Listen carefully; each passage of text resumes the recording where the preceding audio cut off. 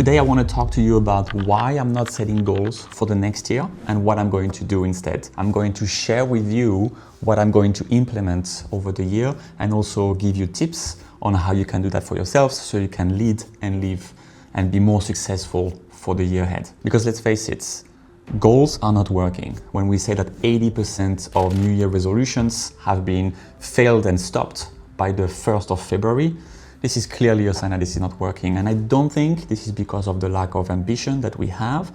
I think this is because of our standards. There is this one quote that I really resonate with. You do not rise to the level of your goals, you fall to the level of your standards. And I have already implemented that last year with great success. So that's what I want to share with you this year. You see, this is not going to be about setting our goals and trying to aim higher and higher. This is going to be about raising the bar of our standards so we make sure we cannot fall lower than what we have said. Those are the non-negotiables that we're going to live by, and they're going to influence how we think, how we do. They're going to shape our identity, so then the behaviors are shifted as well and we can live more successfully in 2026. So instead of asking yourself, what do you want to achieve this year? You're going to ask yourself, what are the non-negotiables? What are the things that I won't tolerate not doing for the year? Because this year we want to start with higher standards, not higher pressure. And we want to set the bar and raise that bar so we are successful when the motivation fades. Before we go into the non-negotiables, quick information for you. I am going to run a workshop online where I'm going to talk about those non-negotiables. During the workshop, what you can get is really defining what are the non-negotiables for you and also what are the instruments, what are the tools that you're going to use along the year to make sure you actually raise that bar and shape your identity so you can never go lower than those standards that you're setting for yourself. It's free, it's going to be with a very small group, so we have time to interact. You're gonna get a lot of value, so click in the link that is in the description. I hope to see you there in January. First, non-negotiable, living your values fully. This is something I won't personally tolerate anymore. I've said that a year ago and I can tell you, those values got tested. I got really tested. I've lost some friendships. I've had to say no to some potentially very lucrative partnerships, and I had to sometimes make uncomfortable decisions, but I do not regret any of this. A year later, this is really something that I feel is crucial for me and you to live more successfully and to lead also ourselves and the business we work on. So why is it so important? It is so important because without understanding and living your values, your boundaries are not going to be clear and people are going to step on you. The decisions you're going to have to make won't go in the same and in the right direction. But also, you're going to end up living your life in autopilot. You are living despite all of the values that make you you. And don't get me wrong, I'm talking about values as a list of keywords that you can get from an online form. The values are already within you.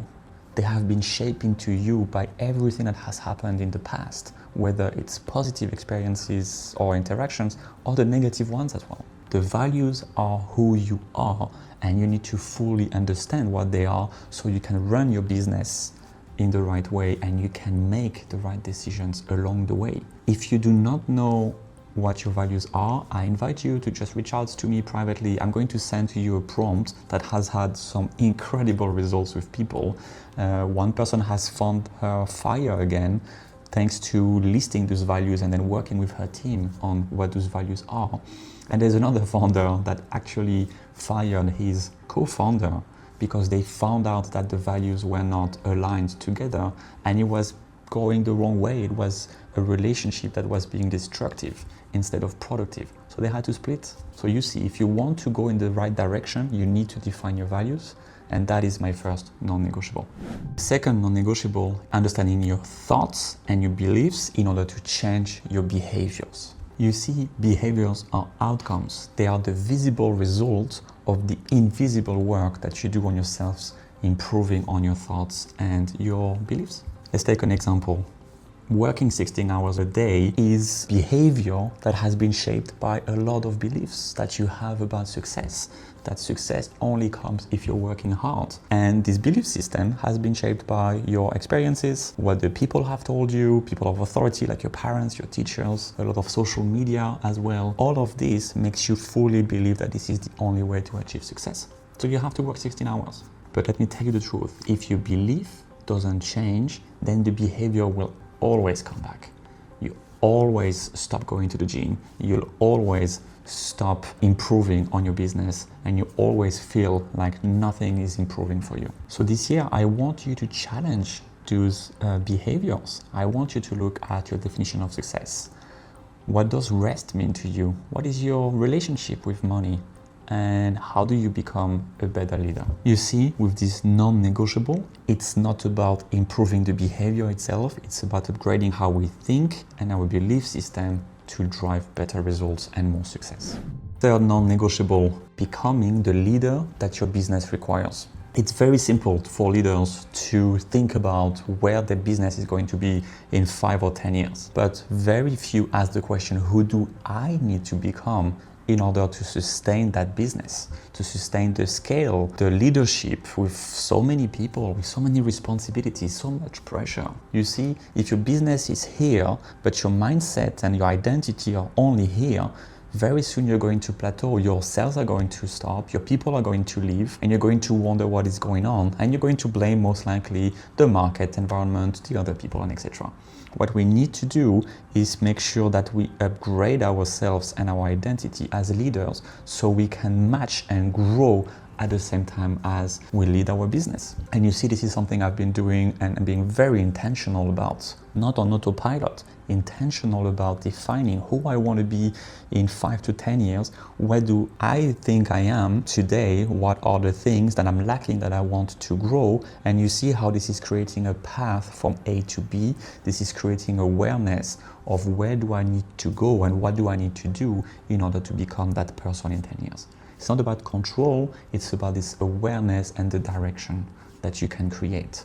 So make sure you understand who you want to be, where you are today, and I have so many tools for you to look into the pillars of your life, to look about the constraints of your lives, and to connect that with you as a leader, and so then you can operate on the business and grow your identity at the same time as you become more successful.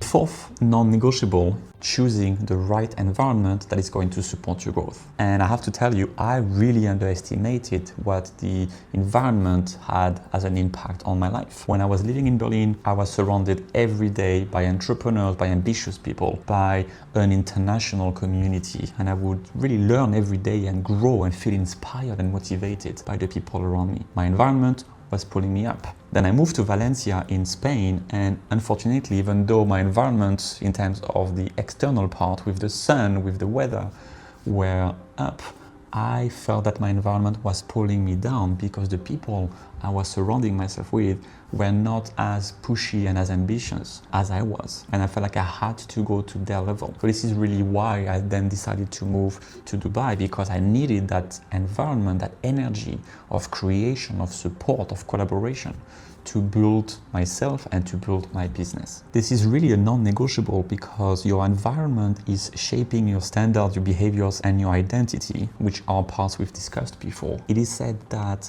your environment shapes you and your future, your success or your failure by up to 95%. So make sure that your environment is really contributing. And for that, I am going to the right events that I cherry pick. I don't go to any networking event. I surround myself with people from a certain community because I know we have the same values. And I work with people from the different masterminds because the mastermind is really where you can get challenged by a small group of people that are always there for you, that really know you, and every week we can push each other a little bit better. So make sure you think about your environment and the one your next identity wants, because this is going to inspire you and motivate you to fully embody that person that you really want to become.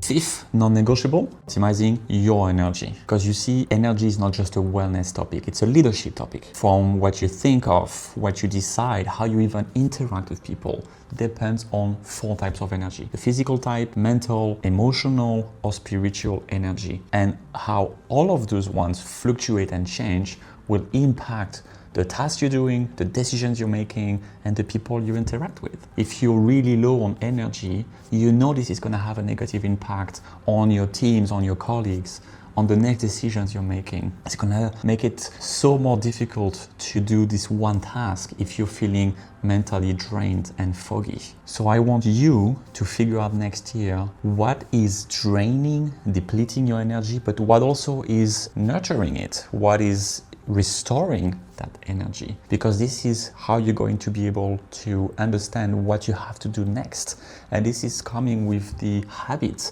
of checking in about yourself multiple times a day.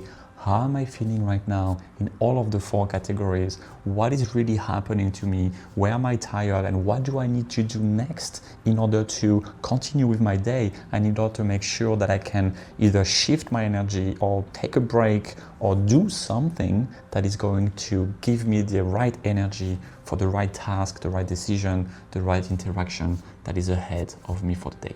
I really see energy as the easiest and biggest productivity hack that you can have, and that is going to combat your need to work for 12 to 16 hours a day, because you're going to see how working smartly with your energy is going to replace all of the time that you're spending feeling very foggy and being slow and being inefficient at your work.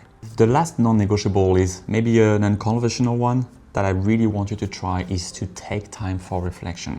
As high achievers, we are always on, we are always doing, and there's a never-ending to-do list of things that we can accomplish. And it feels like taking time to reflect is only for the people that don't have our ambition or for the people that are retired. But reflection is not a luxury, and it's not either 2-week retreat in Nepal doing nothing. Taking time for reflection weekly is really essential. This is about structure.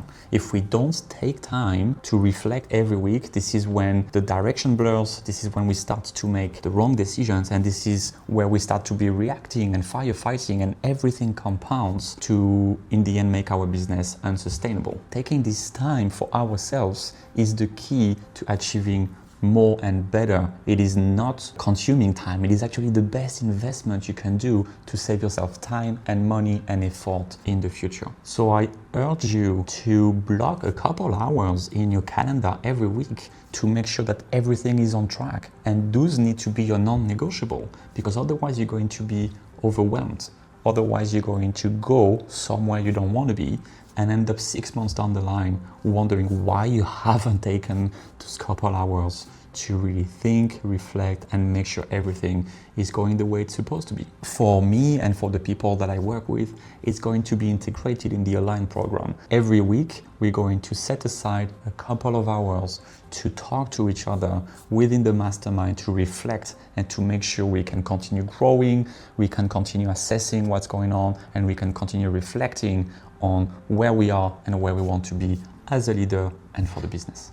So here we are. Those were my 6 non-negotiables to help me and you start the year and have the most successful year up to date. Let's be clear, you do not have to implement fully all of those 6 non-negotiables. You can start picking one and really start integrating it and then building your way from there. I have been doing this for a while, and this is also what I'm coaching the people to, so that's why I thought of sharing this with you. If you find this video useful, give it a like, give it a subscribe, and so you don't miss more content like this one to really help you become a better leader and live a wonderful life.